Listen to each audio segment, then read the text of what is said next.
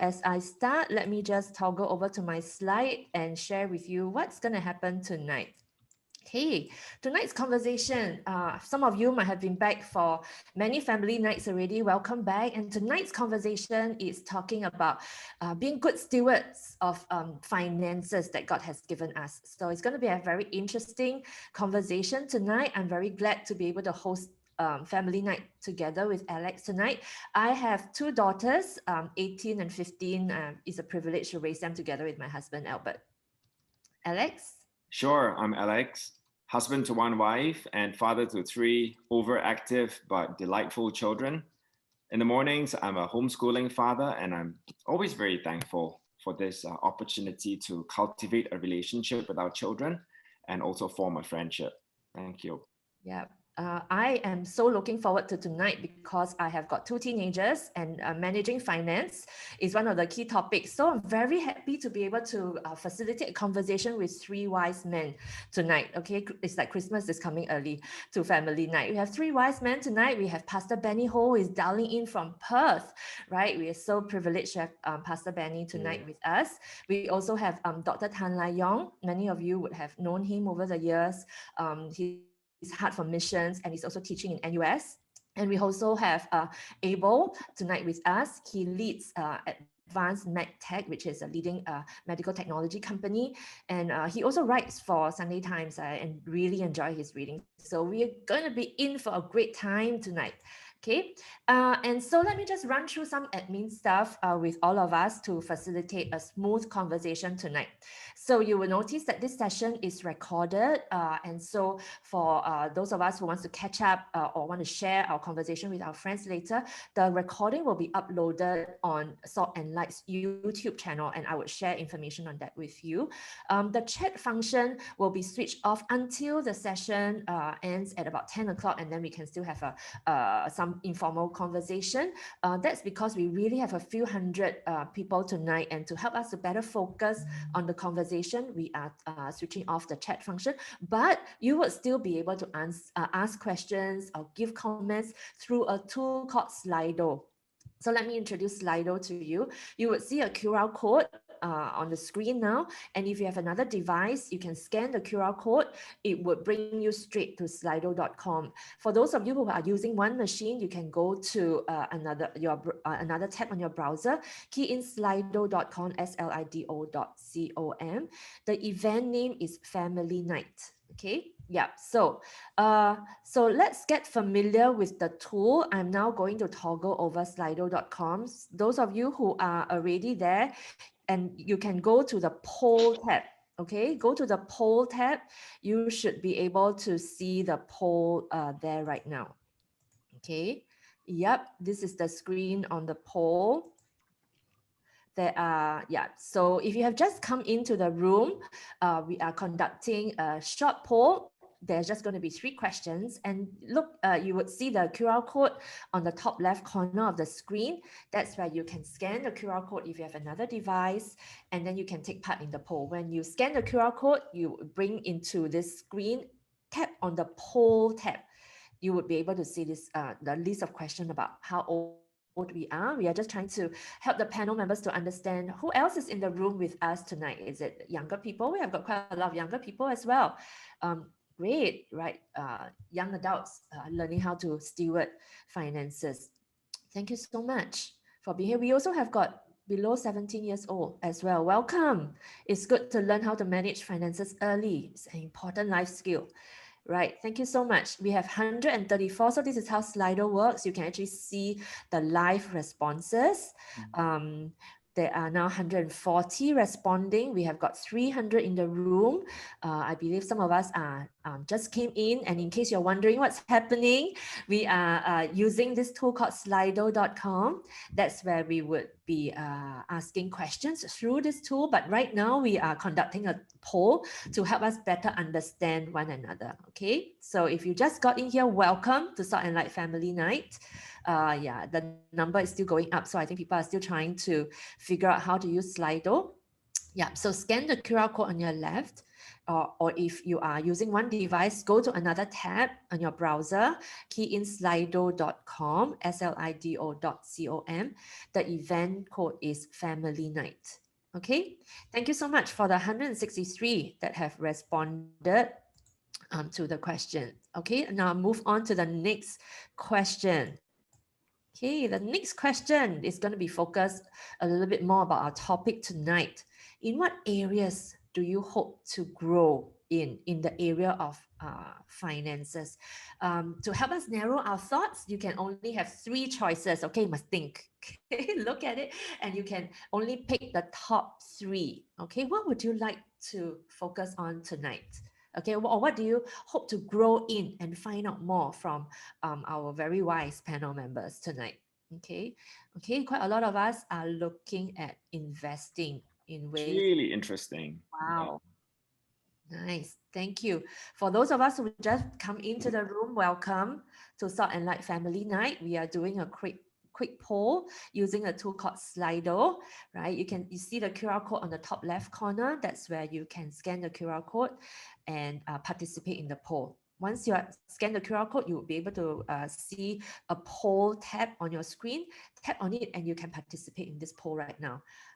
Yeah, think about what are the three key areas that you want to grow in, and then that's we can have a conversation about this tonight. Investing and being worry-free. Wow. Okay, thank you very. There are 174, 75 still coming in.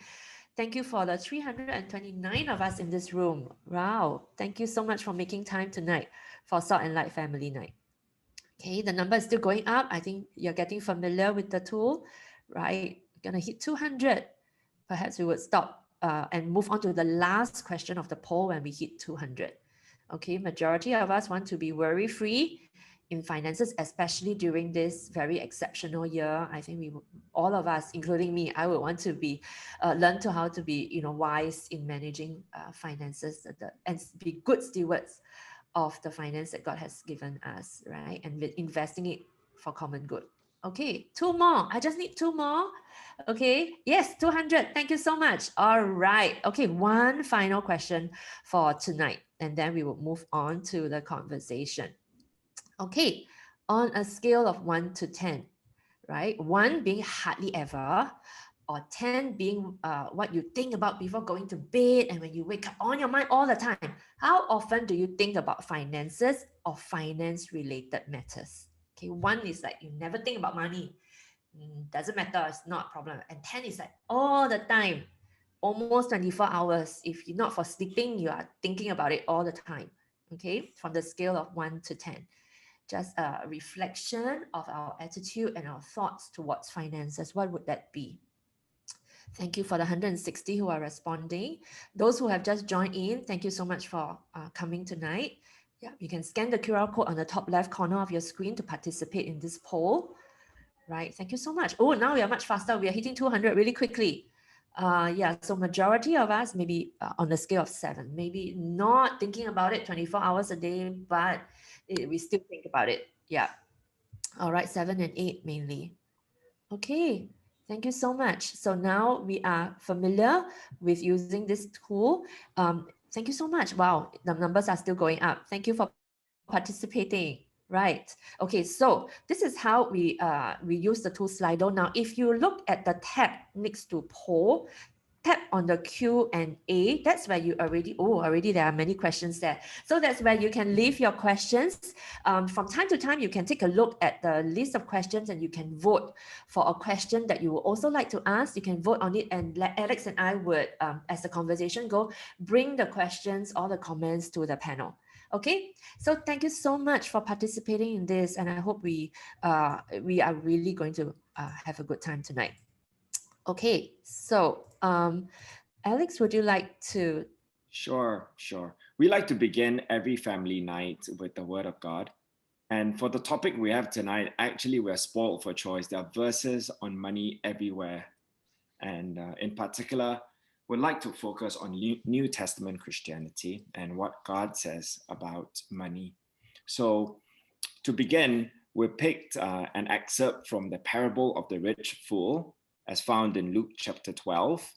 And I will say to my soul, and I meaning the rich fool, soul, you have many goods laid up for many years. Take your ease, eat, drink, and be merry.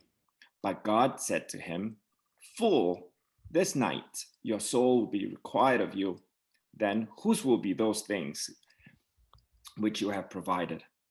So is he who lays up treasure for himself and is not rich toward God. This is from Luke chapter 12, verses 19 to 21. I also wanted to add a little anecdote. I think many of us here would have heard of this English Baptist minister called Charles Spurgeon. Apparently he had this to say. He said throughout his years as a minister, many people came to him confessing all manners of sins, but he couldn't recall a single time, when actually somebody came to confess the sin of greed and covetousness. And perhaps that shows what a blinding sin that is. Like, we don't really see that in ourselves about greed, about covetousness, and we almost need somebody else to reveal and to show that we're perhaps guilty of it. So our hope tonight is that we see better and lovingly challenge one another, in this community to walk in greater Christ-likeness when it comes to stewarding our finances. With that, I'll just like to get the conversation going. I'd like to pose the first question to Abel. Abel, you're the CEO of Advanced MedTech, annual revenues of over 200 million US. So this must be a busy year for you guys. Yet you have always believed in living simply. You believe in not being a slave to wealth, to possessions, to work. Can you talk us through those convictions? Sure. Thanks for the question, Alex, and thanks to the organizers for the opportunity to share at this, family night. Candidly, I feel like a gnat amongst the giants, right? I've sat in the pew and listened to Dr. Tan speak at our church. I've watched a couple of YouTube sermons from Pastor Benny. So I can assure that everyone on this family night chat, the wisdom is going to come from the other two guests, not from this guy. I think I have some level of notorious fame, so to speak.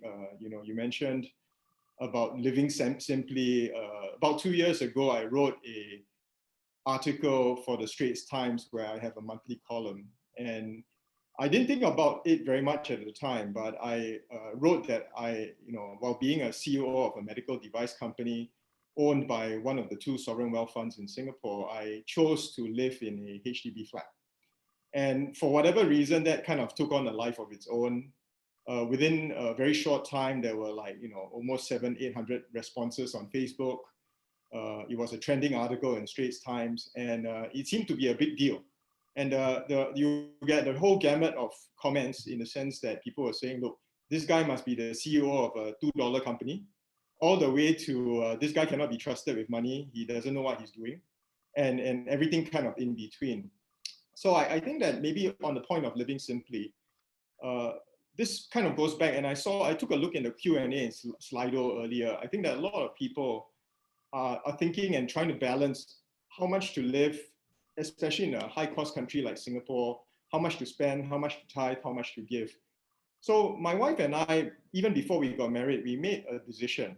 And the simple decision that we made, which actually kind of set us on the path of living simply for pretty much our entire married life of almost 21, actually more than 21 years now, is we decided that we would only ever live within the boundary of one of the salaries of our two careers.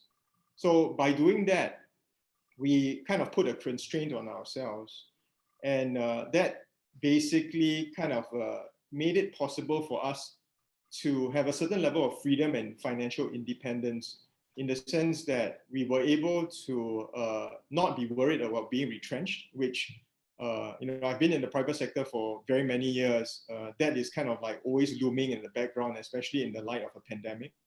And in addition to that, if we wanted to take time off to study, or we really hated our jobs, there was never really a thought that we were slaves to a paycheck, right? And as a result of that decision that we made, we essentially decided that we would also live in the most affordable housing that was available to us at that time. And we actually still live in that HDB flat that we bought 21 years ago, and no plans to move or upgrade or get into a landed property or condo or any of that sort of thing. So I think that maybe to kind of wrap it up a little bit in terms of my sharing, we've always tried to define wealth not as how much we have in the bank account. We were very much guided and by the teaching in 1 Timothy 6, 17 and 18 about put your hope not in wealth, but be rich in good deeds, be generous and willing to share. And maybe I'll end with this little anecdote, which I just shared with Alex actually. It's quite current. There is a big placard on the Ayer Rajah Expressway just outside of Shenton Way. And it advertises a Citigold wealth management account. And you have a father looking adoringly at his young son. And the son is kind of doing that sock buy, sock shake, right? And the tagline there goes, wealth is showing them, which is the son, or showing your kids, more is possible. And I think that for my wife and I, for our kids, I think that for us, maybe we define wealth in a slightly different way. We think of wealth really in terms of the abundance of relationships, the richness of relationships. So for us, using the same tagline, we see wealth really as showing others that more is possible. So I think maybe I'll stop there and I will hand it back to Alex and the rest of the panelists. Looking forward to hearing their wisdom and also engaging with the rest of the audience during the course of this conversation. Thanks, Alex. Great question. Thanks, Abel. Well, yeah, I think your sharing about building buffer in a marriage and in planning the family is so powerful. Thanks for sharing that.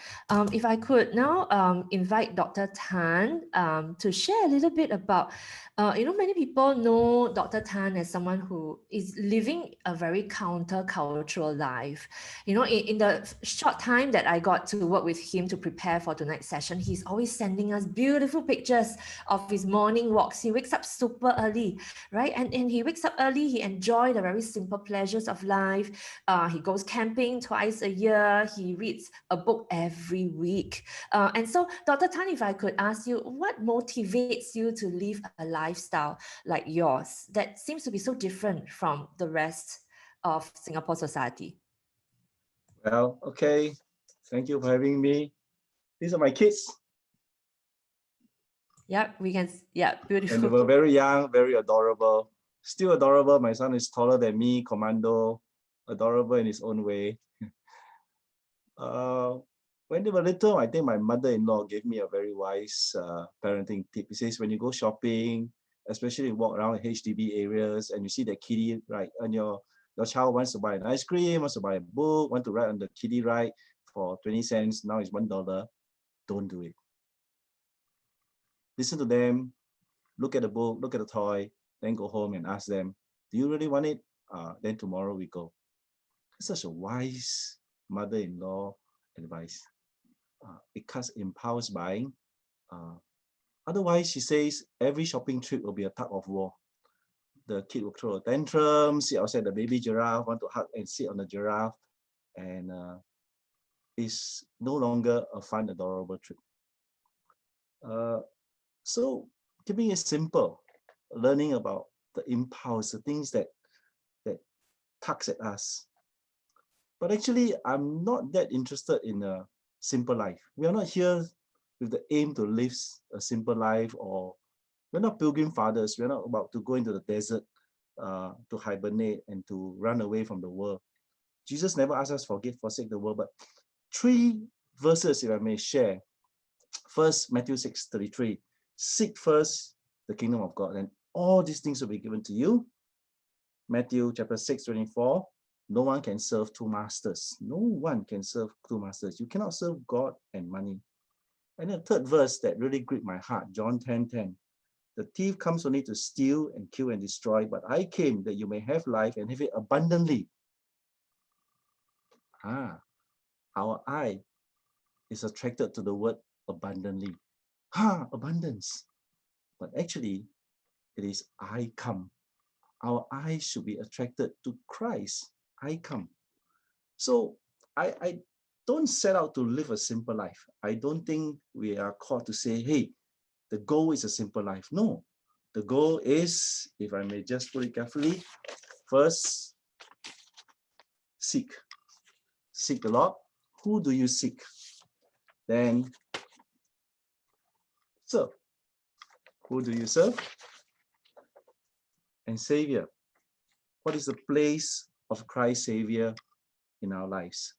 I don't want my life to be a tug of war about join club or don't join club, buy car, don't buy car, top school, don't top school.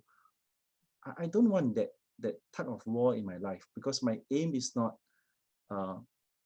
simply simple life.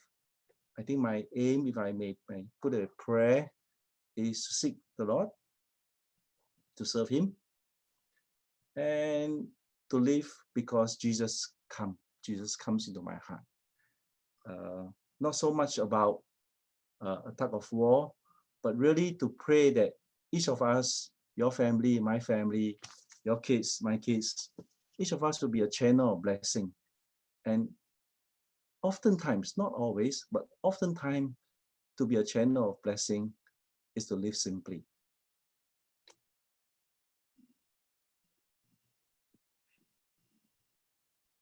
Thank you. Thank you. Yeah. Next question, I want to maybe direct it to Pastor Benny. Pastor Benny, what would you like Christians, professing Christians, your congregation, people here in this audience to know when it comes to money? Okay, firstly, I just want to say thanks to Abel and Lai Yong. I think they already set the stage, I think, for some of the things that I think would be good practice for church members when it comes to money. I want to outline very quickly just 4 things. Number one is this: I think it'd be very important for all of our church members to adopt a biblical perspective to money, because I think perspective determines practice. You know, if we believe correctly, then I think we will behave correctly. So the first thing I would really like church members to have would be a biblical perspective to money. Firstly, to avoid the 2 extreme, either the poverty theology, where it's kind of a reaction against materialism, and so we end up just upholding, which is actually one part of it is very good. They want us to uphold serving the poor, uphold the idea of not overspending and all that. I think that's very good. That's the good side of it. But the bad side of it is that it can impose a guilt on those who actually have wealth. And the other extreme would be when the pendulum swings to the other end, and then we have this prosperity theology, which is sometimes called prosperity gospel.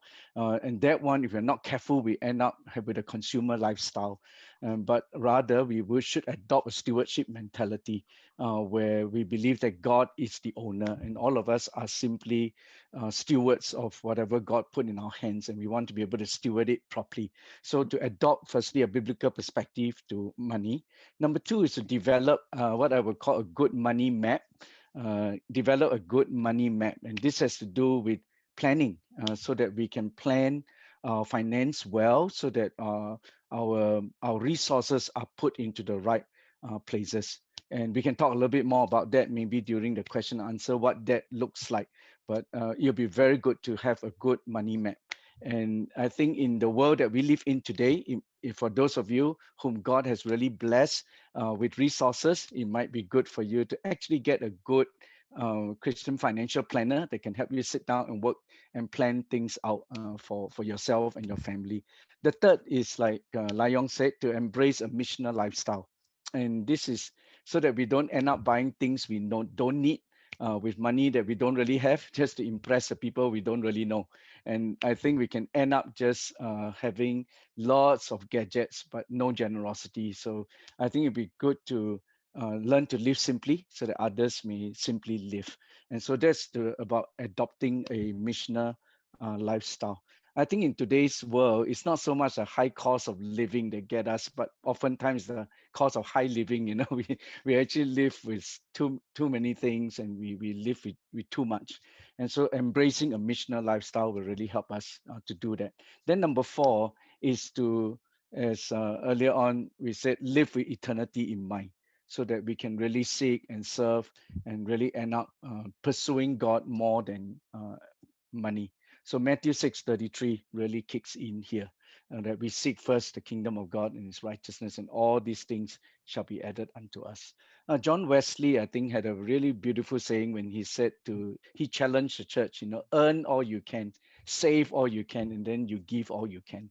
And I think the mentality is really good. And earlier on, I think Abel, I wanted to give this verse, 1 Timothy 6:17 to 19, as a really good guide when it comes to money.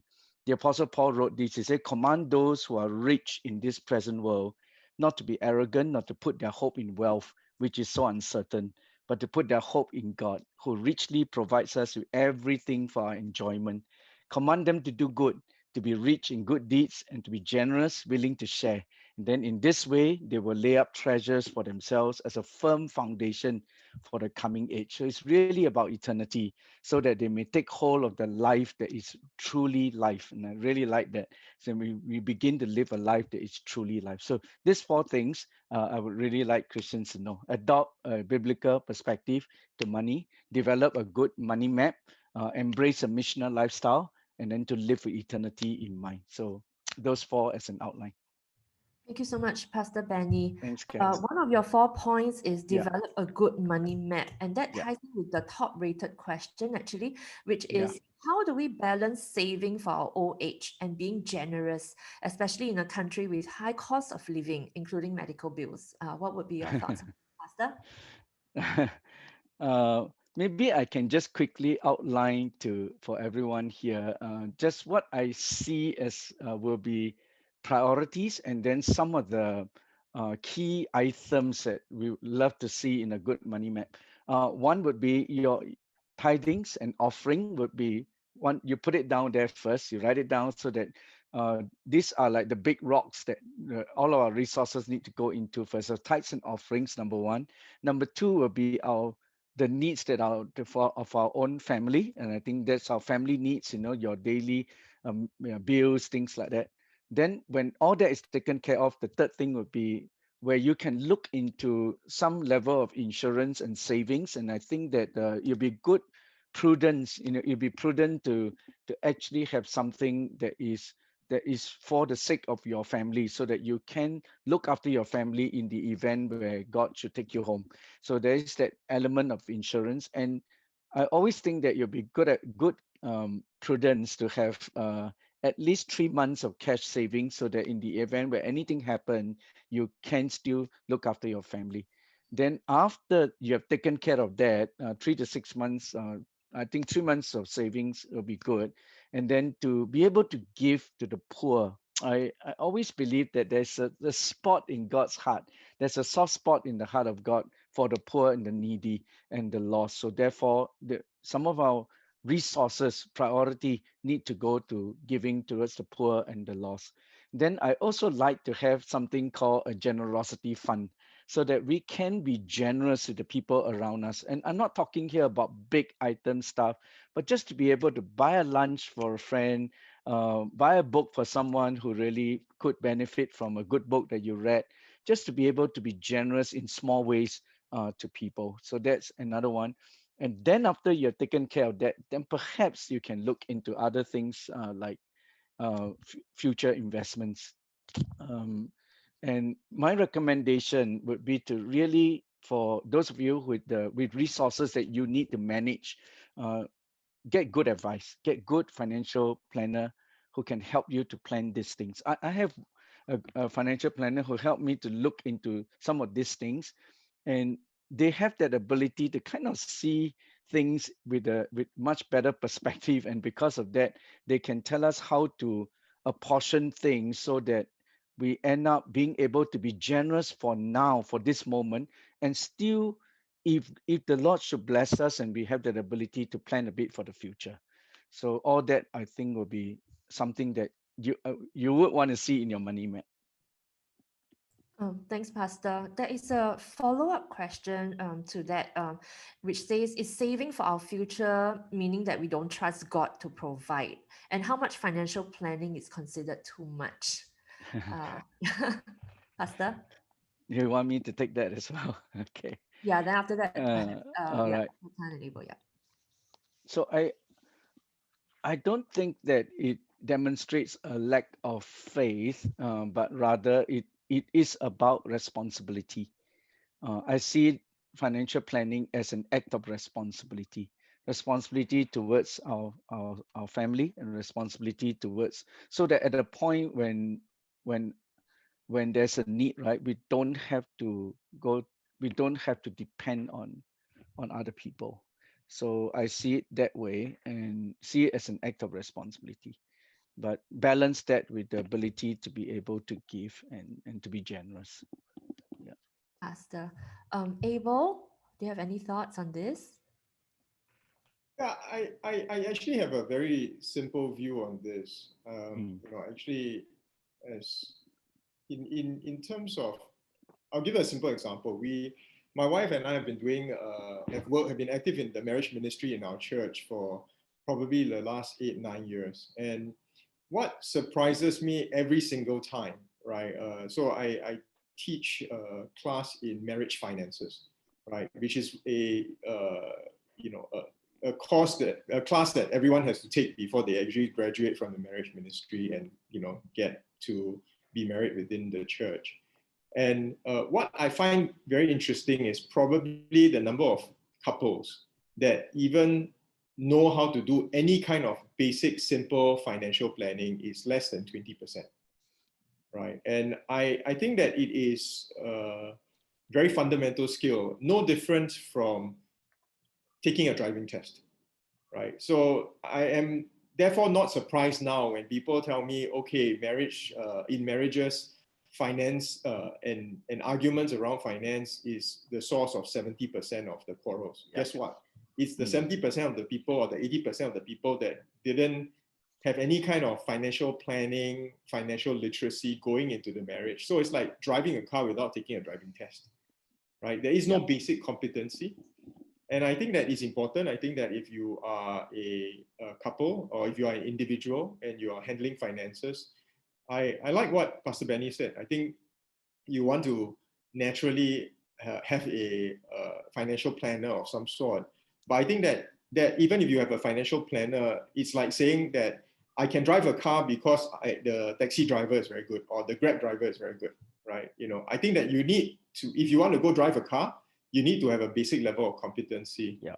And I do believe that that's important. I think that simple things like not budgeting based on what you see in your bank account every month, and thinking through all of your monthly running costs and deducting all of that before you figure out what your discretionary spend is. I think this is not rocket science, right? And it's not something that you need to take a 4-year degree on. I would suggest to you, if you spend no less than 2 hours, right? I mean, in 120 minutes, I think that I can teach you anything that you need to know about budgeting and how to, run your finances, so to speak, so that at least you can see it visibly in a clear Excel spreadsheet. It doesn't even have to be on an Excel spreadsheet. You can do it on a piece of paper. We've done that with couples on a simple piece of paper. What cost do you have every month? How much you tithe? How much you give to your parents? And then you look at what you have left over at the end after you've deducted all the running costs.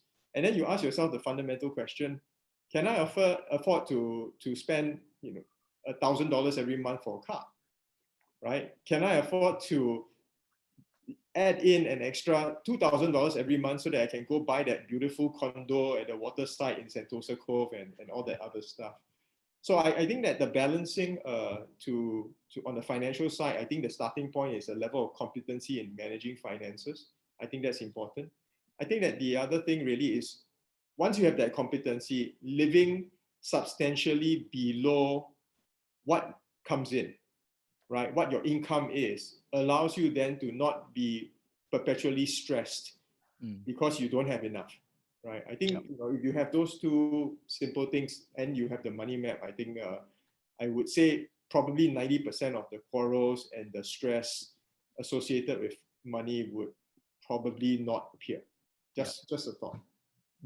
Thanks, Abel. So it sounds like you really need to be very intentional in knowing where our money goes to and making those decisions. Dr. Tan, do you have any thoughts on this area as well? I want to share this hope with you that life is tough, I think sometimes as Singaporeans, we expect life to be not tough. But the Bible says God did not give us a spirit of timidity, but a spirit of power, of love, and of self-discipline. This is our inheritance now. That we have a spirit of power, of love, and of self-discipline. I remember up in the mountains in very rural Yunnan, there was this lady trying to grow corn. And I went to see her farm, all stones and gravel, nothing very much now. Then I asked her, can anything grow? And she says, of course something will grow. I water it, I plant it, I carry manure, something will grow. And then she looked at me, this is a really tough, feisty mother. She says, I not only grow enough for my family to eat, I must grow enough that I have seeds for the next year. Yeah. That's saving. And that is and we do it because God is with us. We don't do it because of lack of faith, right? And so we have this dream of one day I can have a passive income, I can have 2 houses, I live on stocks and share. Where is the adventure? Right? We're not into the simple living. We are into the fact that by God's grace, we ask this, we pray, Lord, establish the work of my hands. Yeah. Establish the work of my hands. And that is God's pledge with us. Okay. So encourage you to go back to scriptures and see the inheritance that we have. The inheritance is God walks with us. It is tough. Okay. Great. Thank you, Dr. Tan. Actually, I'm always very curious, when I spoke to Dr. Tan, and now I'm going to ask Abel as well, where did you start developing some of these ideas? Because the ideas of the world, and even within the Christian populace, it's very plural, right? I mean, you've got, like Pastor Benny had said earlier, the people who believe that opulence and prosperity is a blessing from God. But you have decided and purposed in your heart from the very beginning, and you're still staying in the same HDB flat as you've been for the last 21 years. Where did you start getting some of these ideas of living simply? Yeah, I think, Alex, I guess the starting point is it helps that you didn't grow up in opulence, right? So for me, I grew up in a HDB flat. I think I've written about this as well. My father died when I was 6 years old. He was actually very poorly insured. So we had really no substantial insurance payout. At that time, he didn't think he was going to die. And my mom, he's a teacher. My mom was a teacher. So we grew up in HDB, in a 4-room Holland Drive HDB flat. And it was not like we had a lot. There was not, but also to be fair, it was not like we grew up in poverty, right? I don't want to give anyone this kind of impression that I had to walk 5 kilometers to school every day, and that I was wearing my t-shirt was like, full of holes and all that kind of stuff. So I'm not going to romanticize that, because that was not true. I think we had a lot of love at home. My mom gave us enough love for 2 parents, and my sister and I grew up very happy. But I do think that the starting point for me was, because I've never known living in any other place aside from a HDB flat. I asked myself the question, do I need to have more in order to show my kids a better way of life, right? And the choice was certainly made. And I think that, as I said earlier in the opening statement, I think that we started out, and it was important that my wife and I both agreed on this. And I think that if we did not agree on this, I think it would be very likely that we would not have ended up marrying, right? Because I think it's important that you have someone that shares your values and shares the mission with you as you go through life together. And I think that was very important for me, that we would always I remember when I was actually dating, I used to have a girlfriend that for whatever reason did not like eating in hawker centers and food courts. That relationship didn't last very long, right? So, I guess, I'm cheap lah, right? So, I mean, really, as my mom would say, kiam kana, right? I'm just a, very salty olive, right? But I don't think that that's the case. I did that because I felt that there was really no need for more. I'll give you another maybe simple story. I think I shared this with Alex as well. After the article and the paper came out, I had lunch with an offshore banker. And he asked me this, literally these were the words from his mouth. He asked me, how did you convince your family to live in hardship in a HDB flat? Question mark. That was his question to me. And I was like, wow, where did that even come from? Right? And then I said to him, look, it can't be hardship. 80% or more of the Singapore population lives in HDB flats. So I guess, 80% of the population is living in hardship, right? So I think the point basically is, if you decide that, and maybe I'll just end on this note. I was also quite influenced in college and university by the writings of an American writer called Thoreau, who wrote a book called Walden, which Alex has actually coincidentally read as well. And he says this, and I paraphrase, right? There you go, he's got it right beside him. When you live simply, then making a living becomes a pastime. It doesn't become a preoccupation, right? And I'm sure that I'm not doing any justice to what he said, but it's a long time since I picked up the book, right? And Alex has it next to him, and he'll probably do a Pastor Benny on me and actually read out the actual statement, and not I wouldn't have a paraphrased version of it, but that's how I remember it. And that's something that influenced me greatly when I was in university. I read it when I was in university, and I guess that kind of set me on this path. Thanks, Abel. No, I actually have not read the book, but I love a quote from the book, actually, a different quote, that says something like, for every 1,000 that hack at the leaves of evil, only one strikes at the root. And which is very true as well, in a lot of these things that we're grappling. So thank you, Abel. Thank you for that. I want to actually maybe pick up on a little bit of what Dr. Tan talked about earlier. You asked the question, where's the adventure, right? If you've got it all planned out, where's the adventure? And, I was in my previous life a trader. And so I almost had a front row seat to human nature. And I would say that risk aversion is definitely near the top of human nature, and I think especially in this city, I think many would agree that the underlying value is one of fear. So perhaps can you help our audience maybe understand and give a glimpse into your mind how you look upon this whole prospect of adventure?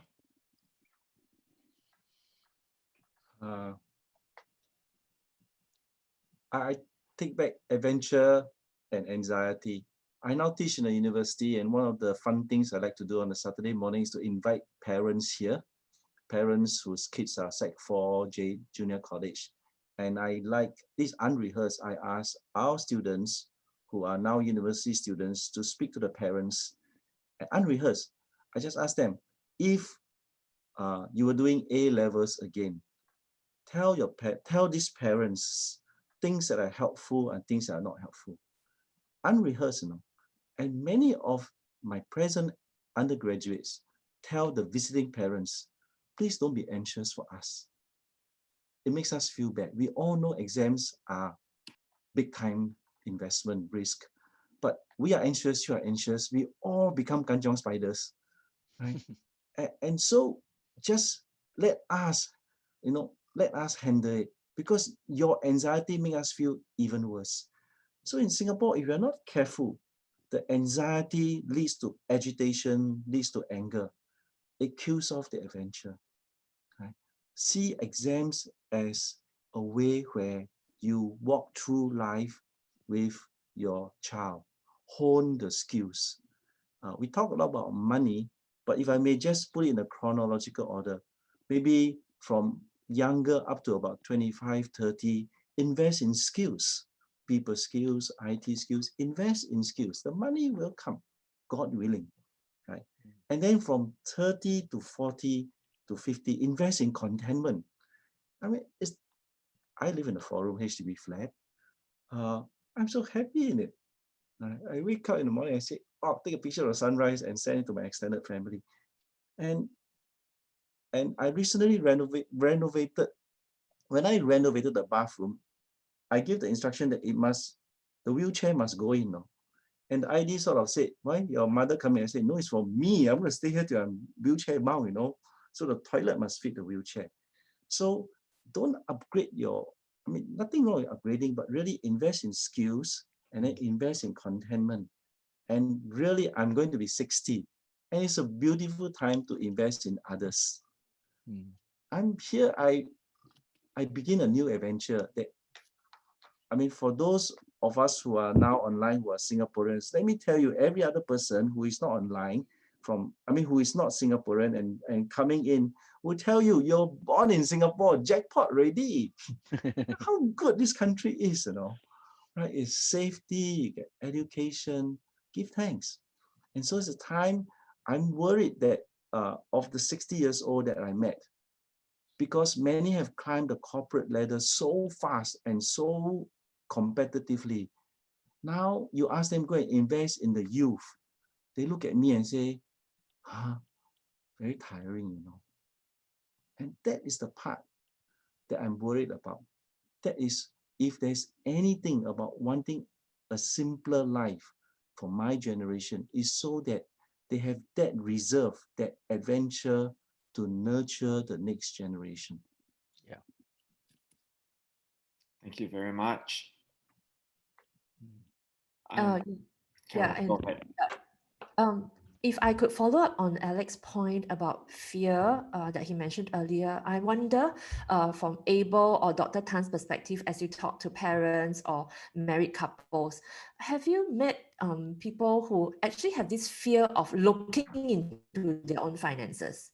Like the very fact of talking about finance, they feel like it's beyond me, and it's just, they just freeze at the mention of that I want to talk about finances with you. And how would you encourage those who want to confront this fear? Perhaps Abel, if I could invite you to share first. Sure. And then Dr. Tan, yeah. Yeah, I think that the fear of finances is natural. My sense is this. Look, I'll give you an example. I would say that my wife is in that category as well. I'm glad, unlike Pastor Benny, my wife is not on this webinar, on this meeting. So I do know that one of our very good friends is on. I just saw her log in. So this will probably lead to me sleeping on the couch or maybe further outside the house this evening. But the fear of finances is natural. I think that because actually one of and I've said this actually quite a number of times in various forums and fora, that we don't do a very good job teaching financial literacy. We do a great job teaching math in Singapore, right? You know, Singapore math is known the world over. But unfortunately, the math that you've learned by the time you are 10 years old is all the math you will ever need to be able to do financial literacy. Yet, you know, as I shared earlier, so many get to adult age and they have no clue. And they're actually afraid of simple stuff like, you know, how do I look at running costs? How do I pay the bills? How do I get an online token so that I can do all of my banking online? And these are not senior citizens who have silver generation pioneer package types who cannot get online, right? These are people who are relatively young, but they're afraid just because they associate a lot of finance with responsibility, and they are afraid primarily because they don't know and they've never done it. And I think that there are many ways to do it. In fact, there was a question that I saw online about how someone said that what happens if my spouse does not want to give an account of the spending, right? I think that a lot of people are afraid. It's kind of like, you know, the boogeyman that your kids all were afraid of under their beds when the lights turn out, right? It's the boogeyman. But, you know, if you actually take the time and you explain that there is no boogeyman, and eventually the child will understand there is some exposure that you need to have. And I think that needs to happen. And I think that fear can only ever go away if you create opportunities for exposure. So what we did, my wife and I, several years ago, is really, I sat her down one day and we went through, right, really literally soup to nuts. Where's the money? Where are the bank accounts? Right? If I get knocked down by a car, these are the 4 or 5 or 6 telephone numbers to call. Right? This is what you need to do. And I think that it's important. It's not like overnight, suddenly, miraculously, she became a genius, whiz bang in all of the latest QuickBooks, Microsoft Money, and all that kind of stuff. But actually, I keep telling people that level of competency is not necessary. You don't have to be a super user to be able to operate your smartphone. Right? In fact, we live in a world today with all the fintech that we have out there that actually a lot of it is very available to you. It's free. And it's actually made to be as simple as possible that actually practically kids can use many of these applications. But it first takes the first step, which is a willingness to try. Right? You don't have to be an expert, but the willingness to try, I think, goes a long way. And similarly, with respects to the question that was asked about accounting, I think that during our marriage ministry, we always talk about this concept of what I call financial infidelity. In the same way that you would not expect your spouse to be sleeping around, right? Because that would be considered marital infidelity. As within the confines of the marriage, I think there's something to be said about financial infidelity, which is basically when there is spending, which is of beyond a certain amount, which happens, and that is not pre-discussed, that's not understood, that's not agreed upon, that's not aligned upon, right? But again, even to bring that simple concept of financial infidelity into the context of a relationship requires you to have that discussion about money. So that's why I said right at the beginning, the starting point is really having a certain level of financial literacy, right? Such that you can actually have those conversations, and then you can kind of build a foundation for that moving forward. Does that answer your question, Carol? Yeah, I think that's so powerful. Accountability and honesty in a relationship also applies in finances. Thanks, Abel. Dr. Tan, do you also, when you deal with your students, do you also encounter this issue? Well, I do think that as a parent, and as most of us, I do think that we should discuss more money with our family, and we kind of afraid that we worry them. Don't worry them, just study. Their job is to study, and don't let them care about the other things. And I think we are shortchanging them. So I could do more, I think, personally, to discuss. But like I say, go back to my mother-in-law's story, and to ask questions like, do you really need this? Can we borrow a book? Are there other ways? My wife and I, shared just now, like Abel shared, when we got married, we live on one person's income, whoever is lower. Okay. And then one day, I remember the first week after marriage, my wife's an accountant, was a government paid doctor. She looked at my pay slip, the pay slip, and she asked me, no, so our agreement was, we live on one person's income, and whoever earns more should continue earning more, good stewardship, so that the other person can go and work full-time or work in the kindergarten or work among the poor. And she assumed that she was earning less. Then one day she saw my pay slip and she, hey, why your hospital pay you every 2 weeks? I said, no, that's my 1 month's pay. And she was like, oh dear, marry a poor man. So at the time, we sort of agreed that we don't spend $50 without asking each other. It can be any amount, just it's a pragmatic thing. So one day, if I want to buy a pair of soccer boots, Adidas, $68 now. Then I asked her, hey, I want to buy Adidas, $68. But Umbro only costs $32. So she asked me, $68, you dribble better or not? You score more goals or not? No, then okay lah, buy 32 lah. Then next day, she want to buy cosmetics.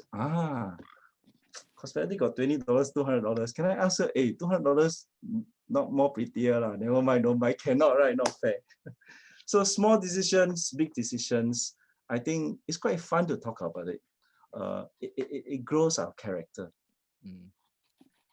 Thank you, Dr. Tan. So pause whenever you want to buy something, pause, think about it, sleep over it, think of creative ways, whether you can replace that need, that purchase with something else. Actually, I learned something from Pastor Benny before. When you enjoy something, when you look at something that you like, don't think of buying it, but maybe you can enjoy something without owning it, right? Thank you, guys. So next, I was really surprised by how many we have in our midst that's between the age of 18 to 35, the millennial generation. So I really want to have them in mind when I address this topic here. I think that if we looked around, if we really put our feelers out, families are also breaking down in the city. Parents do not know their children. Husbands sometimes do not make time for their wives, vice versa. Our children are increasingly getting their influence from the outside world. We often do not have a homemaker. Actually, I was just pondering the other day when our mothers report to CEO, when they submit to CEO, and when they do all that to shareholders, to the board, everybody gives them a clap. But when they submit to their husband in the home, people, the world generally says, so what's wrong with you? Like, we live in this topsy-turvy world. And the truth of the matter is, a lot of this relational poverty in the family that leads to its breakdown, it's downright, I hope I'm not oversimplifying this, it's downright because we are trying to keep up with the Jonases, maybe because we're trying to afford a lifestyle, maybe because career is more important. What would you say to the millennials among us, Pastor Benny? How we should go about managing this? I mean, you must have seen a lot of these cases. Well, I think we do live in a complex world, and I don't want to make this. There is no easy answer to this, but I want to challenge the millennials also to be able to make, even from this young age, begin to lay a foundation to make discipleship decisions about their future. And take, for example, I have a family, I have a couple in the church. They're both doctors, but they decided that they were going to live on one salary, even though both of them have got could easily have each of them can have their own career, but they choose to work half a day each so that they could survive on one salary, so that they can, either one of them could be at home with their children during the early years of their child's development. So that was a discipleship decision that they make, and so they to simplify their lifestyle, choose to work half time each so that they can look after their children. And especially in Australia, where we don't have domestic help and we don't have extended families to help us, they make those kind of decisions rather than to send their children to childcare. So that was the way they make their decision. And a lot of it, I think, also has to do with their own sense of security about who they are, and they don't feel the need to have to be like everybody else. So it's a discipleship decision that they have made. And the way I see it is that they have chosen a level of living which is very, very healthy. If I can very quickly just outline, I think people can choose to live at 4 different levels. One, there are people who live above their means. So these are the people who buy things they don't need with money they don't have just to impress people they don't know. But there are also some who would live with their means. That means every dollar they earn is every dollar they spend. Then there are those who are wiser, and I think a lot of us live within that category. We try to live within our means. So always above water and having a little left over. But the real challenge is whether or not we can choose to live below our means. That means we could actually afford it, but we choose not to. So for the sake of their family, they choose to live with less. And I think that's just learning to live below our means. And that is probably the best place for all of us to aim towards in terms of picking a level to live at. And I think for all the young people, if we make those perspectives right at the beginning, it will determine our practice in future. Great, thank you. I hope that's helpful. Very helpful. Yeah. So a recurring theme that I'm hearing from Abel, from Dr. Tan, from Pastor Benny is to survive, just to purpose in your heart from the start to live on one salary between husband and wife. And for Dr. Tan's case, actually the lower of the two salaries to peg your lifestyle to that. So that's something to... Maybe since you were talking specifically to the millennial group, I thought I would just add, I really like what Pastor Benny said just now. And I think that whether or not you are living at your means, above your means, or below your means, I think that specifically for this group, I would suggest that they are in a place where they are deciding. There was another question in the chat around which careers should people explore, right? And I think that that's an important decision to make. Specifically, the question was around, during the pandemic, there are a lot of jobs in private banking and such, which are very much tied to a consumption lifestyle, right?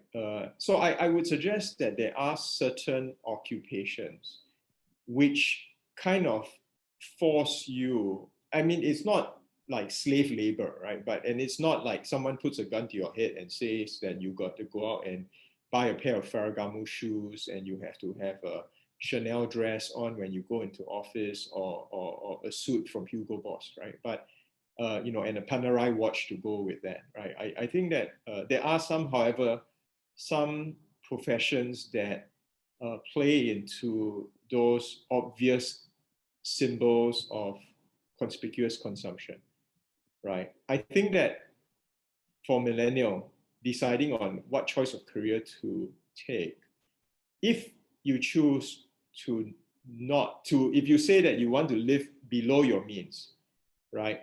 I do think that that is very much counterculture to the way that the promotional metrics and the KPIs for the individual will be in those industries. I'm not saying that I personally, I've never met a private banker that does not kind of buy into that. And I'm sure that I'm going to get flamed by the 100 private bankers that are out of the 417 participants who say that actually that's not the case, right? But like I said, if you choose to be a private banker, especially a private wealth banker from a bank whose name is not what I call DBS OCBC, right? I'm talking about a Julius Baer, right? Or even more esoteric name like that, right? I think that you will be, certainly there will be a certain amount of subtle pressure to embrace that kind of lifestyle in order to show that you are a part of that crowd, right? And I maybe as a cautionary tale, let me, if for those of you who've read the book Billion Dollar Whale, this is the book about Joe Low and the downfall of Joe Low and a bunch of people, all the private bankers he took down with him. I think it's a cautionary tale, right? Because a lot of the private bankers that associated with him actually got sucked into that lifestyle, and they started to believe that they earned the wealth and the conspicuous consumption and the crystal champagnes and the equanimity yachts and so on and so forth, and that this was their right. Again, if you choose, I'm not saying that private bankers are not making an honest day's living, but I do think that certain professions require the conspicuous consumption in order to show the outward signs of success, in order to get additional clients who then give you additional fee income and so on and so forth. So if you go down that route, and there are other professions, right? Like I said, I already disenfranchised a whole lot of private bankers on this phone call. I will not add to my ignominy, but I do think that as a millennial, if you are choosing a career, choose wisely. That's so true. Abel, I was going through the questions as well, and one of them had to deal with something that is very natural, again, avoiding bitterness when we look at other, sometimes even professing Christians, living in supposed luxury and living it up and doing all that, whereas these guys with family of 6, they are choosing to live simply. So the spirit of the question was really, how do we maintain the joy of the Lord and avoiding sometimes natural feelings of bitterness when we compare ourselves to other people? Don't need to avoid. I mean, it's there, right? These feelings will be there. If I may share with millennials, that as a medical student, and then my wife's an accounting student, we knew we were praying to go and work with the poor. And ups and downs along the way. On my, medical school final exam is very tough. Medical school final exam is an oral exam. And, you make one mistake and you fail. You fail means you repeat 6 months. And I walk in, I had this killer professor, very strict, very eccentric. He was a killer professor. It's an oral exam. I said, finish. I'm a mediocre student. I walk in, sat down, and I had a very, very tough patient. Tough professor, tough patient.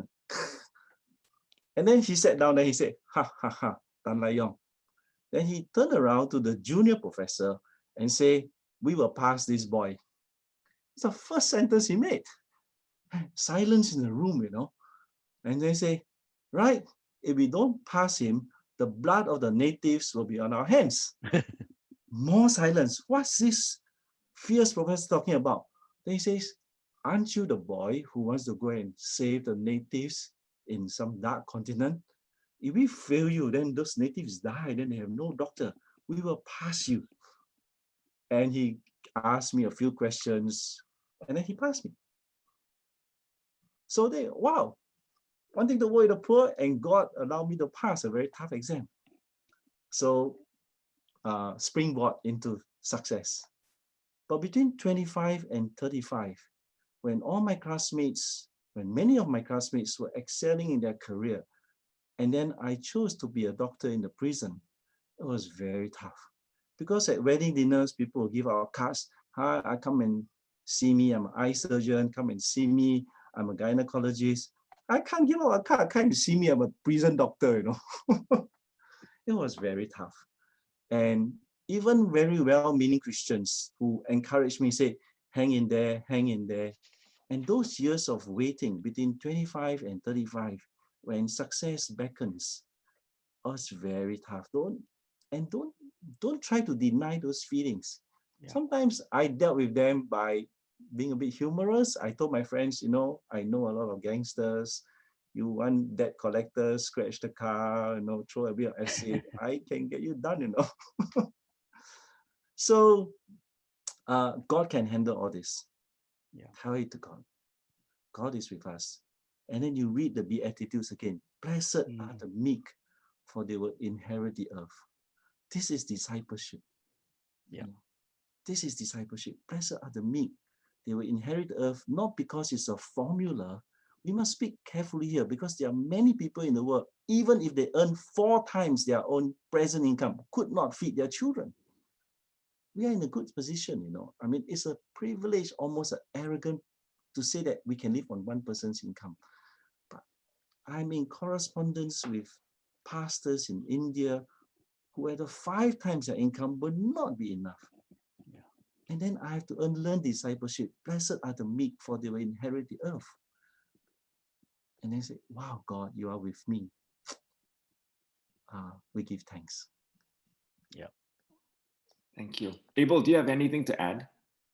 I have a much more unholy answer than that. That's why I really am a net amongst the giants, right? So my unholy answer is as follows. I'm going to recommend a book not in the Bible. It's a book by a guy called Clayton Christensen from Harvard Business School. He died recently, and he wrote a book called How Do You Measure Your Life?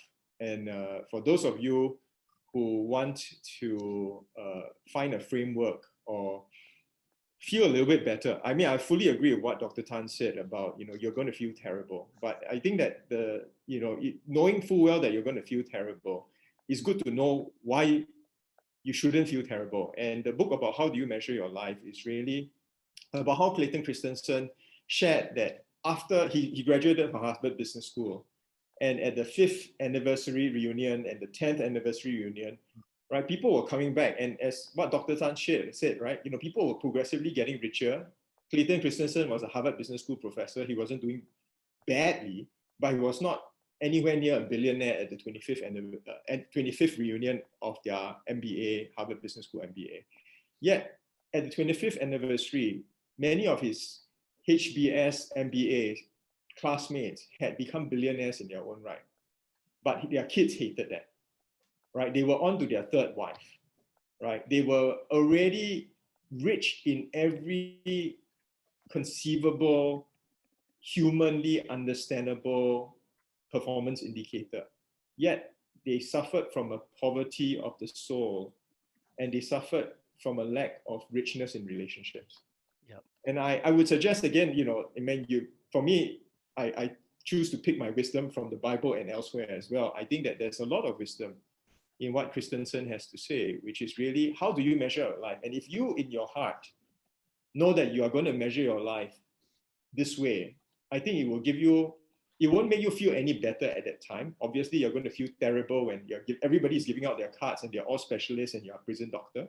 But at least you can look out into the future and say, look, I will choose to measure my life in this way, right? Which is actually very similar to the point that you made, Alex, earlier about the homemaker who doesn't get a lot of adulation, right? It's very similar to raising kids, right? When you are raising your kids, nobody is saying, because the raising of a child takes such a long time, right? It's not like work. Work, you deliver a project, you win a contract, wow, you're a hero. Everybody says, wow, Alex, you did a great job.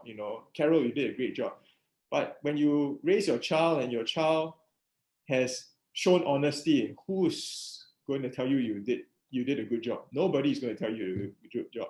But in the book, How Do You Measure Your Life? It says, look, it takes you 20 years before you can put your hands on your hips and you say, wow, our kids are great kids, right? And it's 20 years of slog before you can even say that. And even then, it's not a done deal, so to speak. So I would say maybe that is something I would offer as something for the group.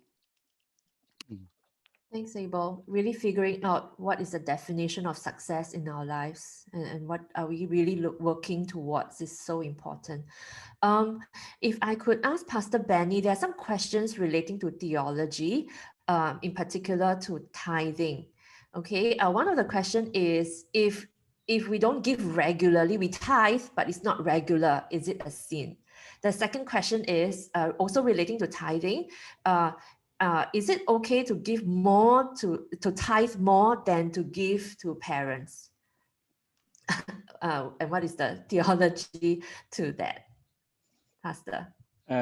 Well, maybe just a quick overview of tithing. Firstly, tithing has gone through several phases. I think we should look through the Bible. Before the law came in, tithing was already practiced by Abraham when he gave to Melchizedek. But before the law, the tithe was given voluntarily. Okay, there was no requirement, but Abraham chose, in recognition of Melchizedek's greatness, voluntarily gave him a tithe. Now, during the law, tithing was compulsory. So if you don't tithe, if you are an Israelite and you don't tithe, then you come under a curse. But before the law, it was voluntary. During the law, it was compulsory. But after the law, it is willingly. So I think we are now living in the days post the law, and therefore, should we be tithing? Yes, but do it willingly. Because I think if you tithe and you're so unwilling about it, maybe it's better not to tithe. But yeah, I would tithe willingly, and I would tithe simply because if a Pharisee who have never experienced the goodness of the cross, it will faithfully tithe even their spices. How much more those of us who have experienced the richness of Calvary's love. So we tithe now not because we have to, but we tithe because we want to. Another way to put it is like before the cross, I think the tithing is like the ceiling, but now after the cross, tithing is like the floor. It's the least we could do because now everything belongs to God. So in the light of that, I would say that it's like if so if I don't tithe, would I come under a curse? I don't think so. But the thing is this, I want to do it out of gratitude, not because I have to, but because I want to. So I think it's important that people do it out of a right spirit. So that's the principle behind this. Now, whether could you give more than whether you tithe more than you give to your parents, I think that is something which you have to allow the Lord to lead you, because everything now in the New Testament, every giving is done out of a heart of willingness and done out of a heart of cheerfulness, done out of a heart of gratitude. So let the Lord lead you in these matters. Let me share about parents, okay? Mm. Come from a big family. I'm the youngest.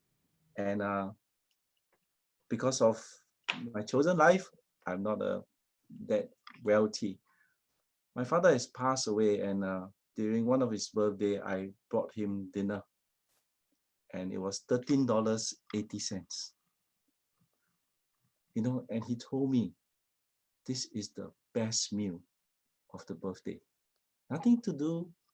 I mean, my brothers, they brought him to restaurants and all respectfully. I say, this is the best meal. Okay.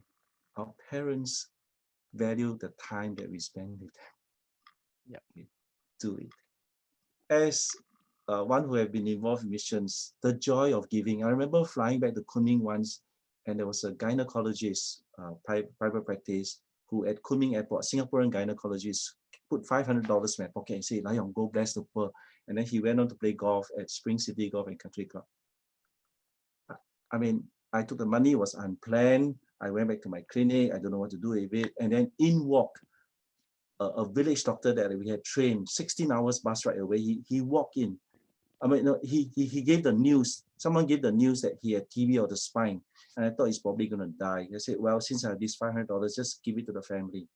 And I gave it, and that was it, because I thought he was going to die, TB of the spine. A year later, the same gynecologist called me and says, Lai Yong, I'm at Spring City Country Club now, and it's raining. I can't play golf. I said, yeah, you know, the farmers need the rain. Sorry. I'm going to not pray for the rain to stop. And he said, can I come and visit you? I said, sure. He took a 4-hour car ride to visit me. And even if I wanted to arrange, I couldn't, because this farmer lived 16 hours bus ride away from me, 6 hours hike into the mountains, and I thought he died. And he walked into the clinic the day this gynecologist visited me, and we were having tea. And I asked him, I said, do you remember a year ago, he gave me $500? He looked at me, frankly, I forgot. And I told him, frankly, I also forgot, but God remembers. This is the man who took the money, and look, he's alive and he's walking. Amazing. When we get to heaven, we see again what Wesley meant when he says, earn all you can, save all you can, give all you can. Because for God so loved the world that he gave his only begotten Son. And whosoever believe in him should have eternal life. And we live with eternity in perspective. And now and then we catch a glimpse of it through the cross, the painful cross. Oh, amen. Thank you so much, Dr. Tan, for the story. So powerful. There's one more question relating to biblical principles relating to investing. Perhaps I could ask Abel, and then perhaps Pastor Benny could weigh in on that. And the question is, how do we apply biblical principles in investing? For example, should there be some considerations with investing in stocks, shares, properties, or endowment funds? Are there certain biblical perspectives on that? I personally believe that, I'll go back to the point that Pastor Benny made earlier about being responsible. I think that it is very important for us as stewards to be responsible, right? And I think, just to illustrate, there is a very simple concept in finance called the time value of money, which is that money tomorrow is worth less than money today. Right? And by virtue of the fact that you have this concept of the time value of money which runs, right? And one of the big drivers of that is inflation, right? You don't have the option of taking the money and putting it to the ground, right? And you have the parable of the talents of the 3 slaves, and one is given 10, one is given 5, and one is given 1. The one that puts it into the ground has that one talent taken away and given to the one that has invested the 10, right? So I do think there is a biblical basis for investment. I think that there is and I think that Pastor Benny can give us the theological basis much better than I can ever hope to, right? But I have some very simple practical suggestions, right? I do think that you should not be spending a vast amount of your time trying to manage your investments, right? And which is why I fully agree with what Pastor Benny said. I think that first thing that you should do is be responsible to your family. So some level of insurance, I think, is relevant, right? Again, this comes from personal experience. My father passed away when I was 6. He was very lightly insured. I remember the exact sum of the insurance payout, 5,000 Singapore dollars. Right, that was supposed 5,000 Singapore dollars when he passed away in 1980. Right, it was worth more. It's worth more, but it was not a lot. Right, it was certainly not enough to pay for the house. It was certainly not enough to make sure that there was a rainy day fund if anything happened to the family. And I think that you want to make sure that if anything happens, right, because of death, illness, whatever, that at least the family is not going to substantially change its quality of life, at least for a period of time. It doesn't have to be forever, but I think for a period of time, that's important. So I think insurance has a role to play, right? And of course, we can debate all day long. Does it need to be a life insurance? Does it need to be a term insurance? I would advocate for term insurance because that gives you the insurance value without necessarily having to pay the management fee and all the holding charges and so on. So that's one thing, I think, insurance. Then I think that in order to overcome the time value of money, I think that there is a very simple set of financial tools today called index, or they call them exchange traded funds, which really is exactly created to follow the stock market indices that you're buying. And there is a very, very marginal, if at all, management fee on such funds. So you're not actually paying somebody to manage it, right? It just basically buys a basket of stocks, which follows the index. And if the index goes up, you make money. And if the index goes down, you lose money. But as you will see, historically, the index almost inevitably always goes up, net of some of the, what I call aberrations, that you see in the financial markets. I think that if you have some basket of exchange traded funds as well as insurance, I think that you are going to be very well protected to guard against, to risk mitigate against the time value of money. And I think that those are two sets of instruments that I would highly recommend to folks that are looking to not spend a lot of time in investment, yet be able to protect and be financially responsible. I love that. I'm also an advocate for term insurance, Abel. What you have just shared just reminds me of this principle. It's actually a little counter to what we otherwise might think. We often think where our heart is, there our treasure will be also. But that's not what Jesus said. Jesus says where your treasure is, there your heart will be also. And so if substantial part of your treasure is in the stock markets, you're going to be looking at it all day. Yeah. If substantial part of your income, of your savings is in real estate, you're going to be monitoring that. You're going to be liaising with renters and all of that. But if where your money is, where your treasure is, there your heart will be also. Yep. That's just a reminder to myself. So thank you, Abel. What we're going to do is we're just going to invite our panelists for closing remarks, and then we'll have a closing prayer.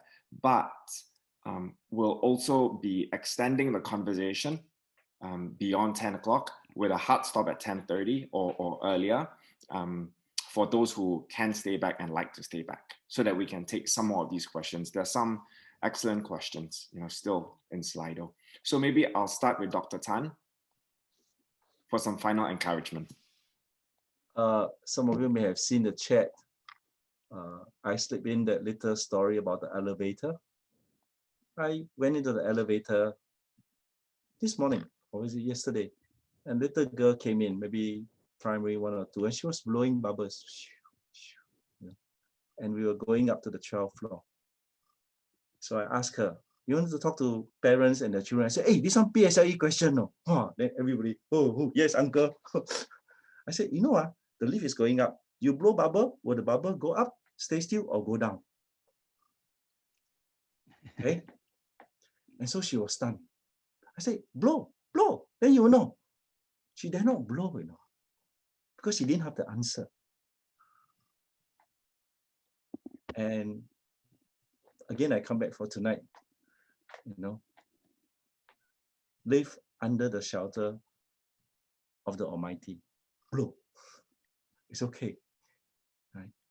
Younger time, hone your skills. Right? Then, if there's retrenchment, have the savings, have the what. If there's no retrenchment, let me challenge you. One of the blessings, let's say as Singaporeans, we are blessed. One of the blessings that my wife and I have been through is that every 7 to 10 years, we quit our jobs and become full-time students. It's very humbling, very, very humbling. At 52 years old, I went to a postgraduate school, right? And everybody else was half my age. And then when they wanted to calculate a tough problem that needed tangent and cotangent, I took out my logbook. And the other students say, hey, doctor, what is that? I said, logbook, you need to find sine, cosine. He said, you use calculator? So I took out my calculator, only got plus, minus, divide. They said, no, this calculator cannot do it. It was whole new learning. Right? I was in the library, and the student TA was a bit impatient with the man before me. He was also a banker who chose to spend 2 years studying, and he couldn't find a book. And this upstart young of a TA asked him, what did you do last time if you needed to find books? And this man turned around and said, well, I used to have 2 secretaries until yesterday. It's very humbling. So if you have no retrenchment, take time out to go and study. I take a different view. You don't have to study in expensive universities in the West. Study in Philippines, study in Thailand. You mix with the top brains of Chulalongkorn, of University of Philippines, you get sharpened. Then come back again and reboot, restart. Blessed are the meek. Okay.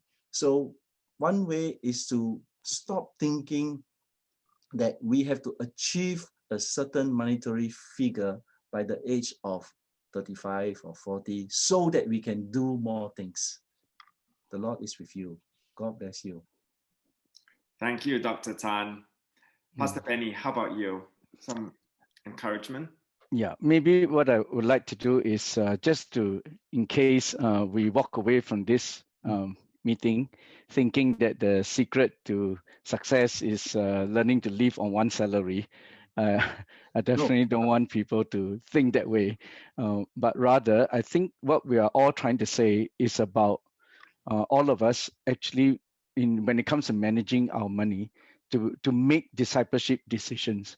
And discipleship decisions are often based on not so much the quantum of money we live by, etc., or just simply trying to simplify lifestyle, but it has a lot to do with our sense of calling and purpose. And for that, I just want to share with you something I just found out. Actually, I discovered that Webster Dictionary has a very, very good definition of success. But before I tell you what that definition is, I want to share with you, I discovered that Webster himself, how he came up with this brilliant definition was because it's quite interesting that Noah Webster is the one who gave us Webster Dictionary. He actually became a Christian very late in life. But after he came to Christ, what happened was he really wanted to contribute to society by guarding the meaning of words, because he knows that he knew that if the meaning of words are distorted, then ideas will be distorted as well. So he was very concerned about guarding the meaning of words.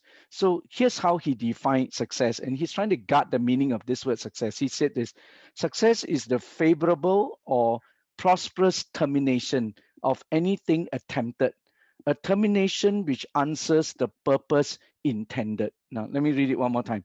The favorable or prosperous termination of anything attempted. That means anything that you attempt to do, it comes to a favorable ending. And then he further defines the ending by saying it is a termination or ending which answers the purpose intended. So therefore, what Webster is when he defines success, it is not about a performance, it's not about a positional word, but it is a purpose word. So what is the original intended purpose of your life? If you actually end up there, then you are truly a success. So whether you reach there, rich or poor, it really doesn't matter. The aim is, in the end, we hear God say to us, well done, thou good and faithful servant. We live by this sense of purpose. So what's my point? My point is this. For some of us, I believe that God has called us and given us the gift of making money. And I have worked with many, many wealthy Christians who have been such a blessing to the kingdom of God. And I want to affirm them too for who they are and what they have done. Without them, many kingdom projects would never have happened. And I thank God for people whom God has purposed or called to actually make money. And because that's how God has called you, you have ended up like what John Wesley said, earn all you can, save all you can, and then they faithfully administer their wealth and faithfully allow those resources to go to kingdom purpose. I thank God for you. But there are others of us whom God has called to do other things. Like for me, I come from a good school. My classmates are people like our present Deputy Prime Minister Heng Swee Keat, Heng Chi Hao. They were all my classmates. But if I were to go for class reunion now, they ask me what I do. I say I'm a pastor. It will be very different, very different. But will I end up successful? Well, it depends. If this is what God has called me to do, then it is a purpose that determines it. But if God has called them to be billionaires, God has called them to be heads of government, so be it. And so I just want to encourage everyone here by saying that it's not about everybody must live on one salary, but it's really about consecrating our life to the Lord and we become whoever God has called us to be. So it's not your position, not your performance, but it's your purpose. What is the purpose of your life?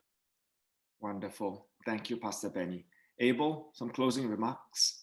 Yeah, in the spirit of what I said earlier, that I am the net among the giants, let me maybe close by recommending to everyone a outstanding article that Pastor Benny wrote on Salt and Light, the website, about managing money God's way, right? And he ends the article, on enjoying nature. One of the things that he suggests is everyone should be enjoying nature and seeing God in it. And I was inspired to do this by Dr. Tan, right? Because since they started the chat for this panel, every morning I get these amazing pictures, right, that come out of National Geographic, which I'm guessing that Dr. Tan took the pictures not from National Geographic, but on his morning walk. So he's enjoying nature and seeing God in it and sharing that with us. And we've been very privileged to see that at least in the last couple of days. And I took the time, after my last meeting today, to drive out to the beach and, had a chance to take in the sunset, because I was thinking to myself, right, if I'm going to do this, I should at least try and practice some of what these giants are telling me to do, right? So I actually took in the sunset, and look, I think that we live in a very stressful country. We live in a very expensive country, but it really is not very difficult in Singapore to find the sea, right? It is an island, and if you drive long enough in any direction, you will hit the sea. And at least twice a day, you'll see either, depending on which part of the island you are in, you either see the sun go up or you see the sun go down, right? And I think that there's a lot to be said about that. I think that there's a lot to be said about how do you be encouraged, how do you refresh the soul without necessarily having to spend a lot. And I was very blessed by that from Pastor Benny, and also very blessed by the pictures that Dr. Tan has been sending out. So I would like to leave that with everyone, to enjoy nature and see God in it. And you'll be surprised, it doesn't really cost that much. Everyone on this call can afford it. Amen. That's beautiful. Nature, the fingerprints of God everywhere. Yeah. So we're going to invite Pastor Benny to close us in prayer, but because we've brought up John Wesley a number of times, and that quote is a wonderful one, there's maybe another idea that if I can leave with our audience before we ask Pastor Benny to close. is this idea. When I heard it, I just couldn't shake it off. Like it hit me between the eyes. You know, as someone who once upon a time was definitely wandering around the Vanity Fair. It's the idea of graduated tithing. So as our income levels go up, as it might over the course of our career, that accumulated wealth or that higher level of income, not really raising our standard of living, but instead raising our standard of giving. And we hold ourselves to the Christ-like standard of simplicity so that we can abound in things that truly matter in light of eternity. So I just want to leave that with our audience. And can we invite Pastor Benny to pray? Sure. Thank you. Let's pray. Father, we are so thankful to you for every one of those who have come in tonight to listen in, to learn. And Lord, it really is a demonstration of your people's desire to live with stewardship in mind. And Lord, I just want to pray over everyone that you, for those who may be at this point going through financial difficulties, that your manifold presence will be with them. Your peace will be upon them. And Lord, they will know that they can look to you, our Jehovah Jireh, the one who provides for us. Lord, I also pray that for those of us whom God, you have blessed with resources, teach us how to use our resources to advance not just our own purposes, but to advance your agenda. And Lord, may the missioner life that you call us to live be manifested in everything that we do.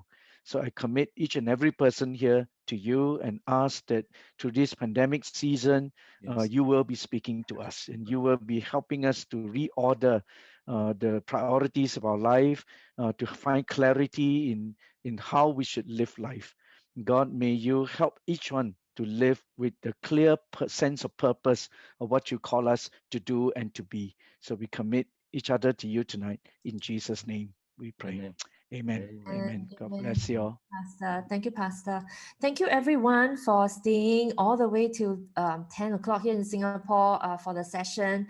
The session is formally closed, but before that, I have got a few more announcements to make, and the chat is now open. If you want to leave appreciation for our panel members today, please do so. And if I could invite you to pen, like, what is one learning point that you have from tonight? We have heard so much tonight. What has God spoken to you tonight? If you could share that in the chat while I toggle over to the slides to share with you what is coming up next. Okay, so feel free to use the chat. If you have any other questions on this topic, you are free to write in to us at familynight@saltandlight.sg. Yeah, and or you have any ideas on what other topics you want us to cover in future family nights, do let us know. The recording for tonight's session is going to be up on Salt and Light's YouTube channel next Friday. Okay, so next Friday, not this Friday, but next Friday. Our past sessions are also up on the YouTube channel. Actually, there's a playlist for family nights recording, so you can catch up on the past sessions as well. This will also be time-stamped, and so you can jump straight to specific topics if you like. The last family night for 2020 is going to be happening in a fortnight. And, you know, family night is not just about those of us with children, you know, and things like that, but we are going to talk about how we can thrive in our golden years. Okay, what do we do in retirement? What is God's calling for us in our golden years? So come and join us. We are lining up very interesting people that we are going to have a conversation with to join us. Registration is already open. So scan the QR code and come and join us in 2 weeks at 8:30. Okay. And if you have benefited from tonight's session, would you contribute financially to Thirst Collective's work? They do great work in Thirst, reaching out to young people. And tonight's session is hosted by Salt and Light. And if you are able to and would like to contribute financially, you can go to Pay Now and just scan the QR code directly and join us to serve and strengthen families together. You can also go to Thirst/donate if you want to pay by credit card. So thank you so much for joining us. The session is formally over. We really want to honor your time. I know some of us might have young children to go back to, but we would continue the conversations till about 10:30. There are still some questions that we could bring to the panel. So only for those who want to stay back, you are feel free to. Oh, okay, sorry. There's a comment. Can you please keep the scan for pay now? Yes, I would toggle that back. Okay, let me just go back so that you can. Thank you so much for contributing to the Ministry of Thirst Collective. Okay, yeah, and so perhaps for those who are staying, we will cover a few more questions. For those who need to go, thank you so much for making time tonight. You can leave your learning point as well as appreciation or even encouragement to fellow participants who have joined in the conversation tonight. Just feel free to use the chat while we raise a few more questions perhaps to the panel. There's a question, perhaps I could ask Abel, should married couples have joint accounts? Abel? Okay. Yes, it's technically. You want the grounded in the word answer, you should ask Pastor Benny. But I'll give you my view, and if the lightning strikes and I disappear off screen, you know what happened. I believe, and actually my wife and I actually have a joint account. We actually created it before we got married, but we've actually never used it. Right? There are we have like a few, maybe $100 or a few $1,000s inside, but we've actually never used it. So I think that the point I made earlier about it is, I think that in many instances, I think that couples make a big deal about this whole concept of the joint account, right? And I think that you heard Dr. Tan say it, and you also heard me say it. I think that the larger point is maybe not the concept of whether or not to have a joint account. I think that the concept that we are trying to get at here is financial fidelity, and also to guard against financial infidelity, right? And I think that if you have the rules of engagement, like Dr. Tan said, right, $50 is the threshold. So buy the Umbro or buy the Adidas, right? I think that that's a very good lesson, right? And I think that it kind of sets a threshold, and it drives a certain kind of prudence and fiscal management for the relationship, which actually puts the marriage on a good setting. So my view is really joint account or no joint account, better to have financial fidelity within the couple. If it works for you to have a joint account, more power to you. But we just found at home that it was too painful, right? We started a bank account, the joint account, 23 years ago, if you think about it. Back in those days, it was an effort just to even get the bank to do a monthly debit, one account, bring into the current account kind of thing. Right? So we just never kind of got around to having what I call a joint account that worked well for the two of us. Of course, we now live in the world of fintech, and I'm sure that's much easier to do now, but we never actually got into the habit. So that was where we landed. I'm sure that other couples will have to figure it out for themselves as well. Thanks, Abel. Thank you. I'm going to actually pick on a couple of questions that I'm slightly biased to, because we talked about homemakers. We talked about how we must do more to support this extremely important vocation of homemakers. So there are a couple of questions here about loving children and how do we reconcile the desire of and having enough money to live comfortably. So how do we reconcile having more children and balancing that with our means? Because this person seems to be getting discouragement from even fellow Christians, because they seem to be hinting at that they're not being wise having more children when her hubby doesn't seem to be earning much. And another question in a related vein, is it irresponsible if I, as a Christian, have more children than I can afford financially, even if we choose to live simply as a family? Would you guys have any insights on that?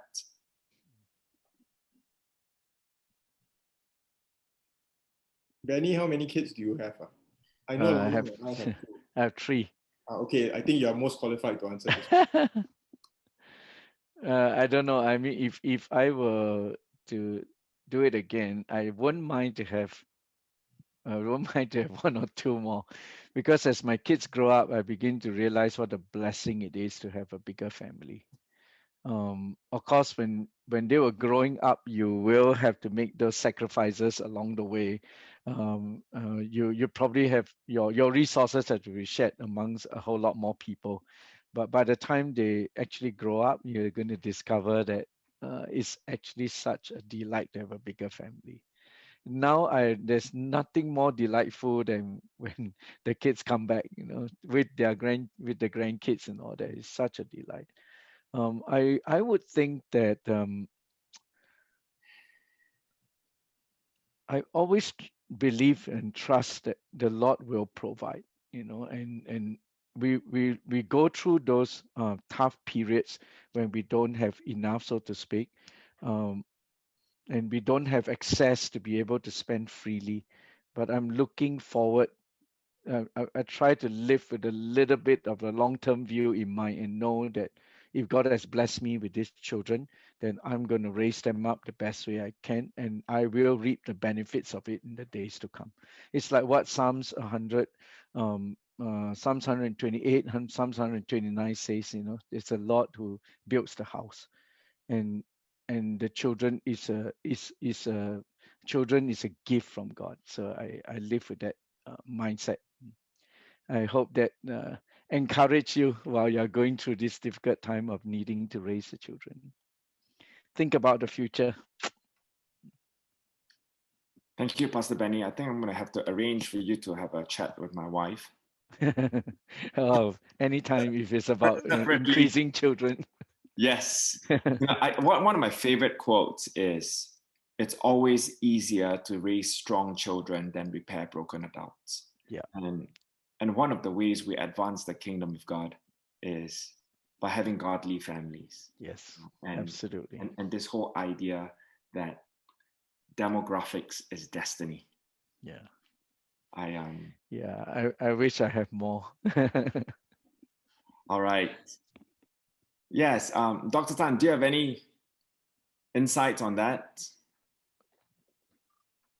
I often share with my students now at NUS, I say, being a father may be my last chance to grow up. They taught me many things, and brings, I'm not here to shape them in a way I want them to be. Even for children, we are stewards, right? And in shaping them to be who God wants them to be, I am being shaped myself. And that is a privilege. I'm not perfect father, made quite a few mistakes, but there are treasured moments which I will not exchange. I remember once coming back to Singapore from Yunnan. Yunnan up in the mountains is very cold. I love Singapore weather. I love 30 degrees Celsius. And it was a huge thunderstorm. Huge rainstorm, no thunder. Huge rainstorm. And it's a tropical rain that falls and falls and falls and falls. No lightning. I brought my children. This was in Singapore when we were coming back. I brought my children to the HDB playground in the heavy downpour, and we played. Safe from lightning. And we played, we built dams on the slides. And I encouraged many a father. I said, do your fatherly role. Go play in the heavy rain with your kids. And it is memories. And really, I would think that the privilege of having children is, for me, it's really a chance of gritty discipleship. Really putting into practice trust in God when the child is ill, when they have allergic reaction, when they are bullied, and you really come down to trust in God.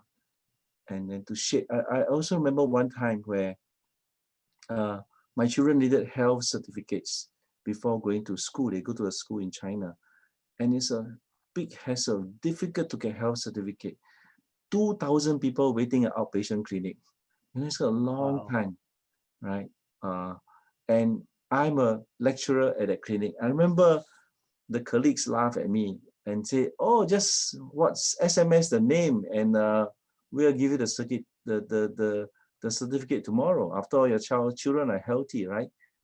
I said, "No, I must bring my children to the hospital for a checkup, because if I don't do that and a health certificate appears in their file, they're going to ask me, where did this health certificate come from?" And you know, the lazy me would have just get my students WhatsApp me. After all, they are my medical students in the medical college over there, to WhatsApp me the health certificate.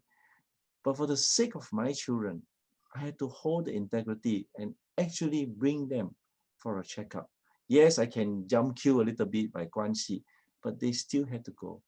And so in many ways, ethically, spiritually, the children put me through a faith journey that otherwise I may not have gone through. Thank you. Thank you. Abel, if I can come to you, you know, we started off this show introducing you as the CEO of Advanced MedTech, right, with over 200 million of annual revenues. And I know you're quite reticent in talking about this, but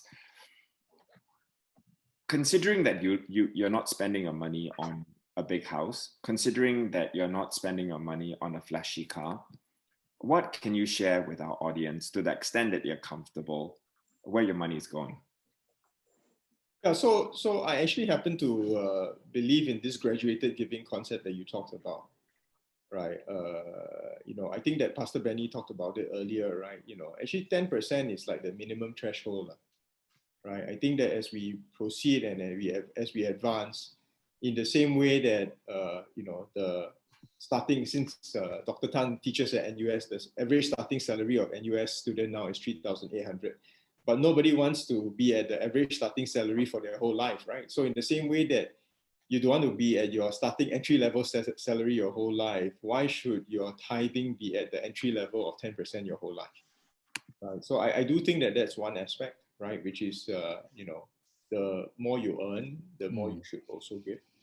I think that the other aspect is, I think, again, back to the, you know, First Timothy, you know, quote that I mentioned earlier, which Pastor Benny filled up beautifully, is really the richness in giving in a very meaningful way, right? So I have a partner, we have a company, and through the corporate social responsibility, this is, you know, outside of my day job running the medical device company, we actually have a CSR program. And the CSR program hires a team of 3 people, and they run programs all around Singapore, doing actually what I call, you know, CSR or charity in a way that never should be done, right? It's high cost, right? So we probably only touch less than 100 kids a year. It's a high number of volunteers, so we have more than 100 volunteers for the 100 kids that we touch every year. But we pick really the most disadvantaged. So whenever we walk into a school, whenever we walk into a family service center, we pick the most disadvantaged families, and we pick a number of the kids, 10 to 20 of them.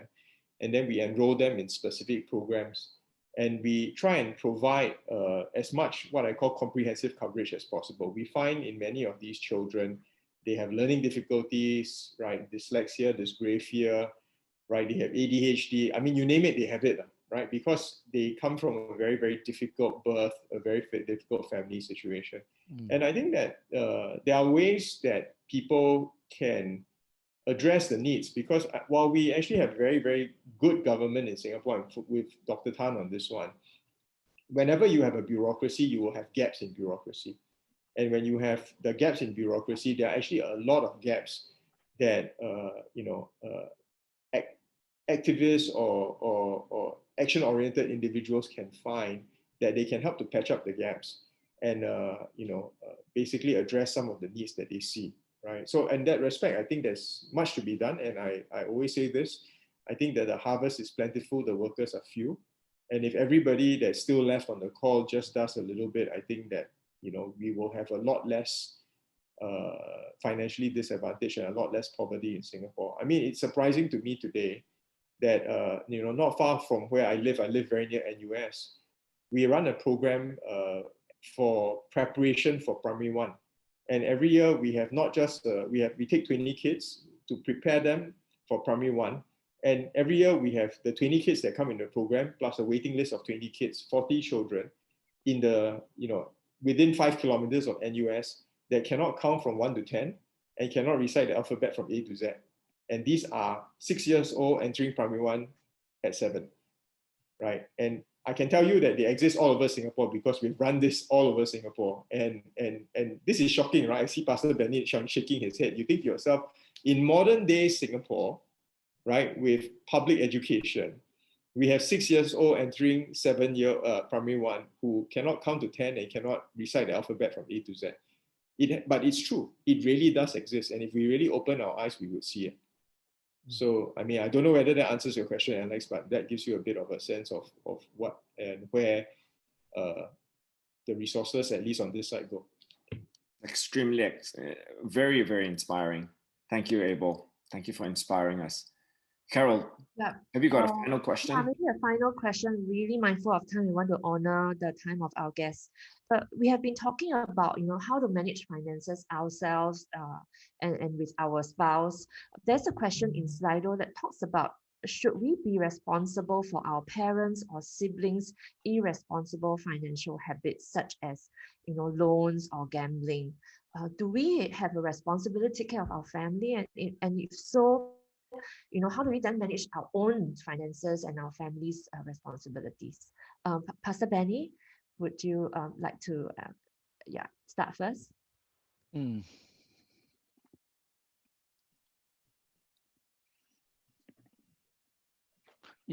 the I'm just looking at it from the biblical perspective. In what I found interesting in the Jewish world is that they actually don't have a word to describe the nuclear family.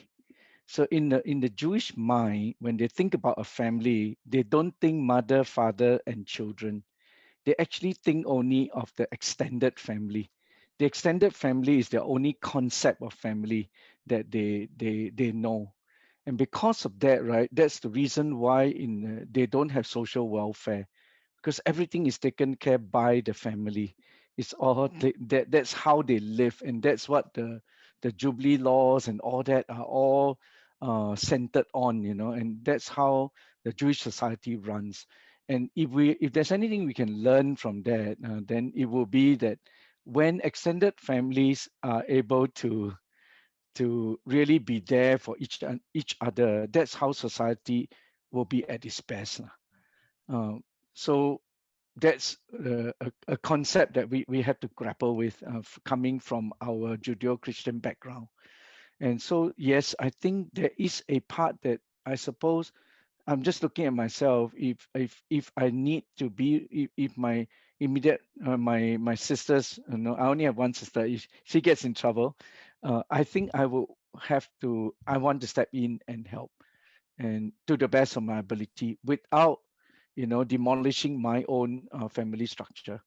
So I would like to see it that way, that because of the Jewish understanding of the extended family, I would like to take some responsibility, but not without demolishing my own structure. Yeah. So I think that's where I would stand with this matter. Thank you, Pastor. Dr. Tan or Abel, do you have any thoughts on this? The years in Yunnan, working among very low resource,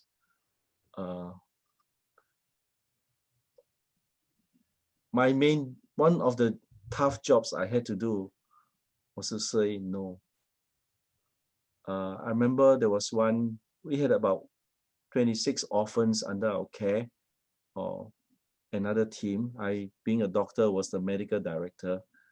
And one night I received, about dinner time, a call to say that one of the orphans diagnosed with leukemia. If we spend 300,000 renminbi, which was the whole year's budget for the orphanage, which we had in the bank, and send this child for a bone marrow transplant, maybe 30% success rate, and would I, as medical director, approve that expenditure? And the answer is no. It was a very tough decision. I said the answer is no, we cannot spend our whole year's budget for this one child. We will put out a prayer request. If the Lord leads someone to support this child, God's will be done. It was a very tough, and actually even the non-medical people knew that the answer is no. But somebody has to make the decision, and somebody was me. And it was very tough. And I had the one to say no. I went to bed very sad. Woke up 3 a.m. in tears, knowing full well that if this was my own son, I would sell my house and pay the $300,000. But this is one of the 26 orphans that as medical director, I was responsible for.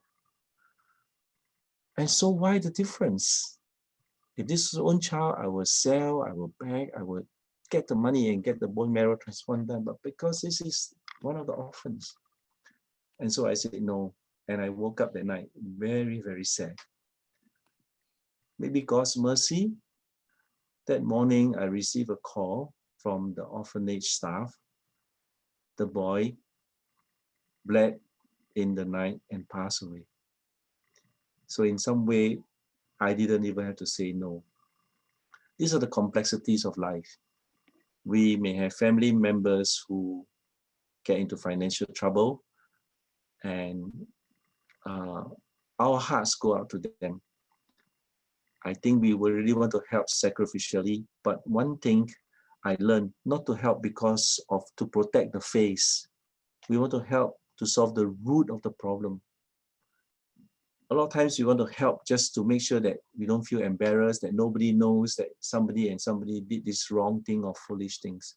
Put the face aside for a while, help address the root issue, and really come back to the Lord again. And the extended family is beautiful. It is also an extension of God's love. Man, thank you so much for the story, Dr. Tan. Abel, any thoughts on this? And then we would close. I don't think I can do a better job than what Pastor Benny and Dr. Tan said. So I will not try. Thank you so much for your honesty. And I want to thank Pastor Benny one more time, and Dr. Tan and Abel for really spending extended time with us on this very, very important Welcome. topic. Yeah, and so thank you everyone. It's past 10:30. So thank you so much for making time.